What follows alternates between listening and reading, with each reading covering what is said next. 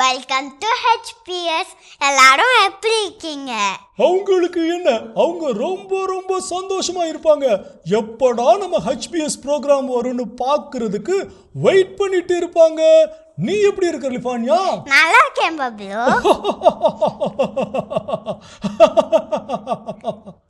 ஏன் பப்ளு சிரிக்க? எனக்கு உன்னை பார்த்தா ஒரு ரைம்ஸ் ஞாபகத்துக்கு வருது. எந்த ரைம்ஸ் பப்ளு? நான் பாடட்டுமா? பாடு. Yellow yellow dirty fellow. என்னை பாட்டு டர்ட்டி ஃபெல்லோவா சொல்ல உனைய? ஐயோ, என்னை எங்க ஸ்கிரீன்ல காணோம். நான் நீ தானே என்னை டர்ட்டி ஃபெல்லோன்னு சொன்ன, உன்னை நான் ஸ்க்ரீன்ல இருந்து எடுத்துட்டேன். ஐயோ சாரி லிஃபான்யா, ப்ளீஸ். சாரி வேண்டாம், புரியும் வேண்டாம். முதல்ல நம்ம ஃபர்ஸ்ட் செக்மெண்ட் பார்த்துட்டு வரலாம்.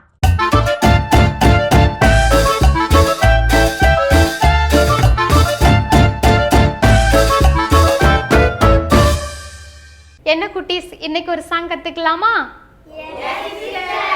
ஓகே, புது சாங் கத்துக்கிற போலாம். ஓகே.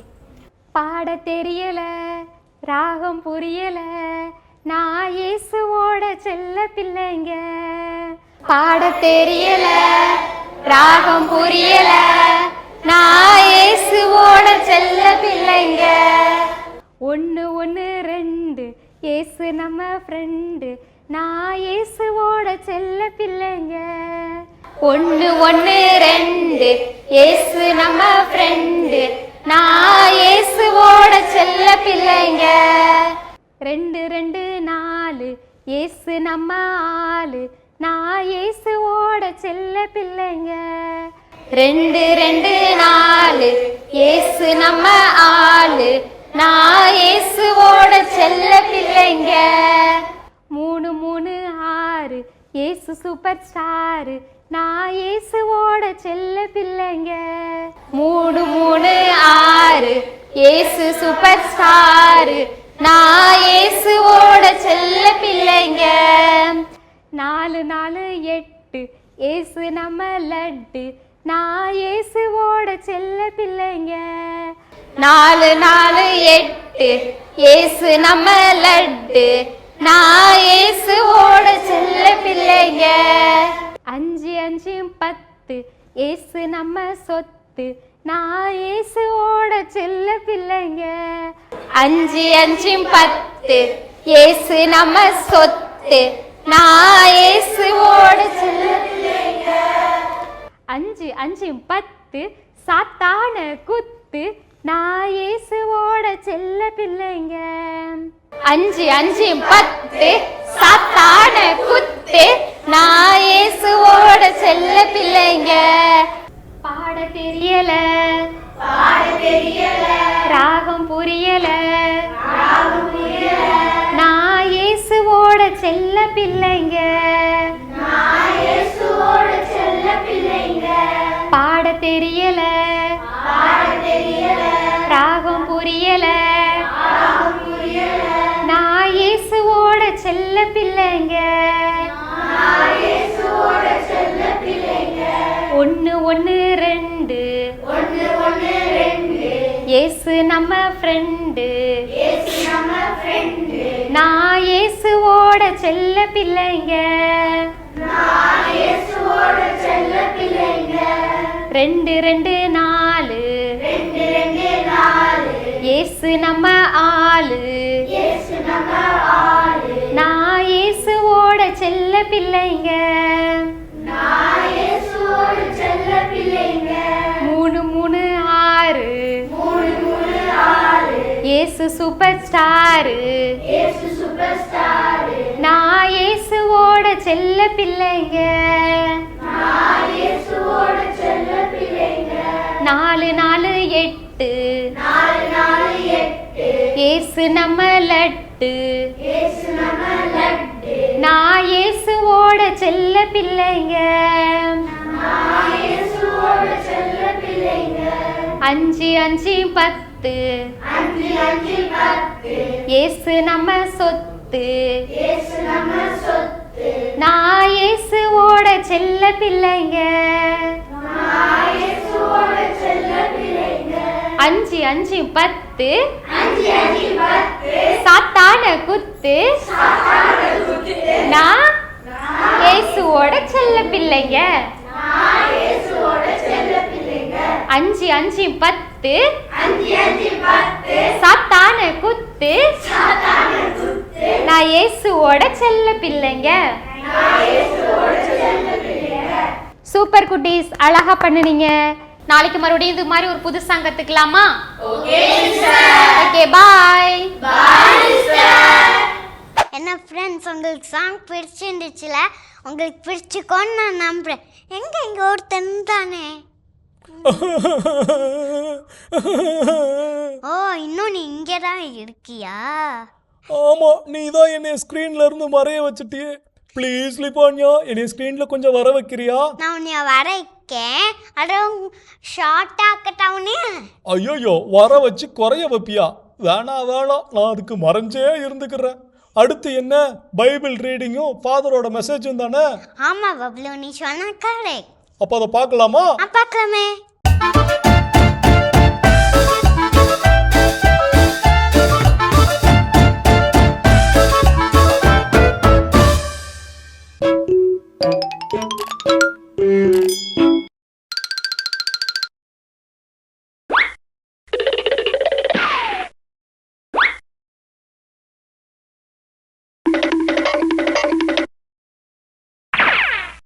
லூக்கா 12:13 முதல் 21 முடிய. கூட்டத்திலிருந்த ஒருவர் இயேசுவிடம், போதகரே, சொத்தை என்னோடு பங்கிட்டு கொள்ளுமாறு என் சகோதரருக்கு சொல்லும் என்றார். அவர் அந்த ஆளை நோக்கி, என்னை உங்களுக்கு நடுவராகவோ பாகம் பிரிப்பவராகவோ அமர்த்தியவர் யார் என்று கேட்டார். பின்பு அவர் அவர்களை நோக்கி, எவ்வகை பேராசைக்கும் இடங்கொடாதவாறு எச்சரிக்கையாயிருங்கள். மிகுதியான உடைமைகளை கொண்டிருப்பதால் ஒருவருக்கு வாழ்வு வந்துவிடாது என்றார். அவர்களுக்கு அவர் ஓர் உவமையை சொன்னார்.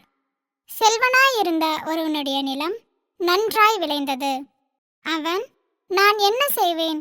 என் விளைபொருள்களை சேர்த்து வைக்க இடமில்லையே என்று எண்ணினான். ஒன்று செய்வேன், என் களஞ்சியங்களை இடித்து இன்னும் பெரிதாக கட்டுவேன். அங்கு என் தானியத்தையும் பொருள்களையும் சேர்த்து வைப்பேன். பின்பு, என் நெஞ்சமே, உனக்கு பல்லாண்டுகளுக்கு வேண்டிய பல வகை பொருள்கள் வைக்கப்பட்டுள்ளன. நீ ஓய்விடு, உண்டு குடித்து மகிழ்ச்சியில் திளைத்திடு என சொல்வேன் என்று தனக்குள் கூறிக்கொண்டான். ஆனால் கடவுள் அவனிடம், அறிவிலியே, இன்று இரவே உன் உயிர் உன்னை விட்டு பிரிந்துவிடும். அப்பொழுது நீ சேர்த்து வைத்தவை யாருடையவை ஆகும் என்று கேட்டார். கடவுள் முன்னிலையில் செல்வம் இல்லாதவராய் தமக்காகவே செல்வம் சேர்ப்பவர் இத்தகையோரே. ஹாய் குட்டீஸ், வீட்டில் விவிலியம். இன்றைக்கு இந்த ஊமையை நான் பாடலாசோட பிறகு நீங்கள் கண்டுபிடிக்கணும். லாலா கடை லட்டு அரிசி மாவு புட்டு தட்டில் தான் போட்டு நீயும் வெட்டு வெட்டுன்னு வெட்டு கவலை இல்லாமல் கட்டு இருக்குது ரொம்ப துட்டு இப்படியெல்லாம் சொல்லிக்கிட்டு தூங்க போனாங்கிட்டு லாலா ஏ லாலா. என்ன பாட்டுன்னு தெரியுதா உங்களுக்கு? என்ன ஊமைன்னு உங்களுக்கு தெரியுதா? அடுத்த அடி பாடுறேன் பாருங்க. அன்னைக்கு நைட்டு ஏசு கனவில் வந்தாராம், கொட்டு 2 மண்டையில் போட்டு போட்டாராம். அறிவிலியே தூங்குறியே தூங்கு என்றாராம், அறிவிலியே தூங்குறியே தூங்கு என்றாராம். இன்னியோடவும் கதை க்ளோஸு என்றாராம். லாலா கடை லட்டு அரிசி மாவு புட்டு. கிடைச்சிச்சா இந்த பாட்டு? எங்கே என்ன ஓமைன்னு உங்களுக்கு தெரியுதா? அறிவற்ற செல்வன், ரெண்டுமே பேரடாக்சிக்கல் வேர்ட்ஸ், வார்த்தைகள். அறிவற்ற செல்வன், நிறைய செல்வம் வச்சுருக்கிறான், ஆனால் அறிவு இல்லை அவன்கிட்ட.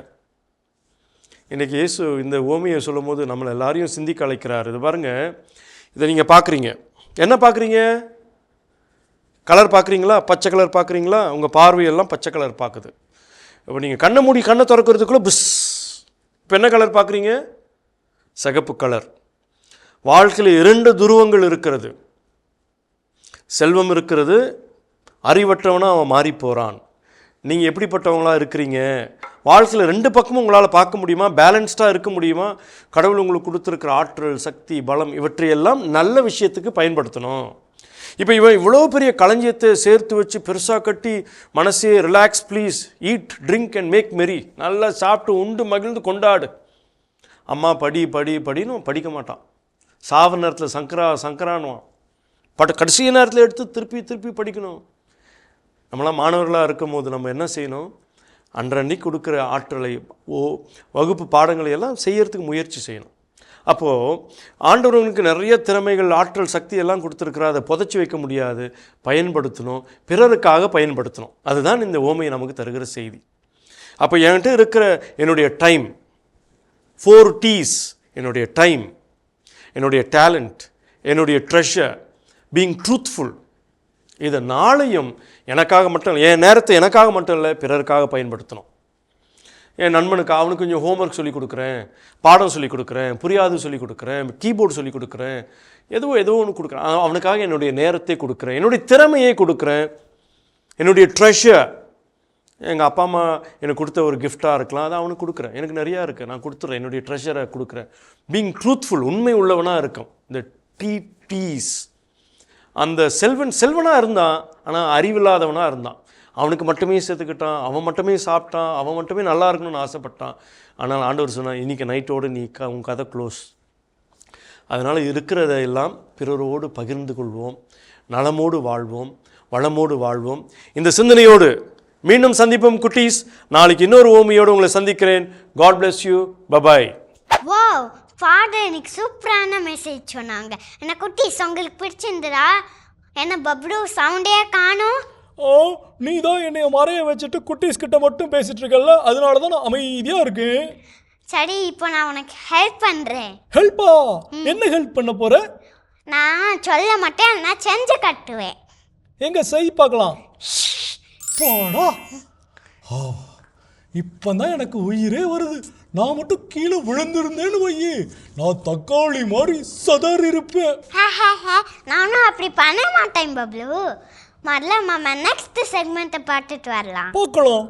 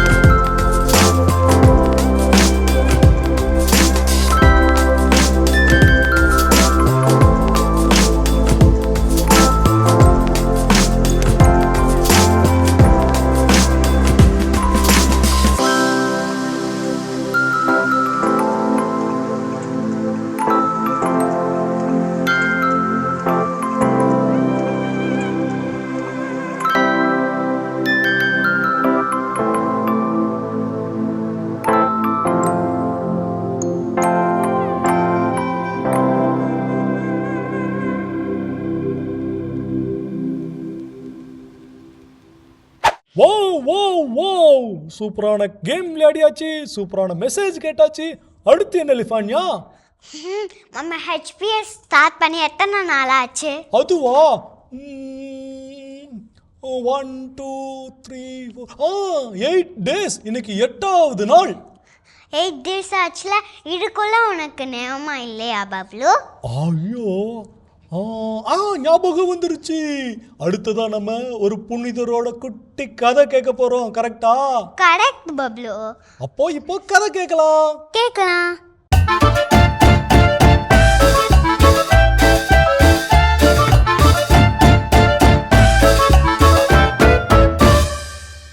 வாங்க வாங்க வாங்க சொல்லுங்களா, எல்லாரும் எப்படி இருக்கிறீங்க? உங்களை திரும்பவும் நம்ம ஹெச்பிஎஸ் ஷோவில் பார்த்தது எனக்கு ரொம்ப சந்தோஷம். ஓகே குட்டீஸ், இன்னைக்கான புனிதர் யாரு, அவரை பற்றி நம்ம தெரிஞ்சுக்கலாமா? ரெடியாக இருக்கிறீங்களா? குட்.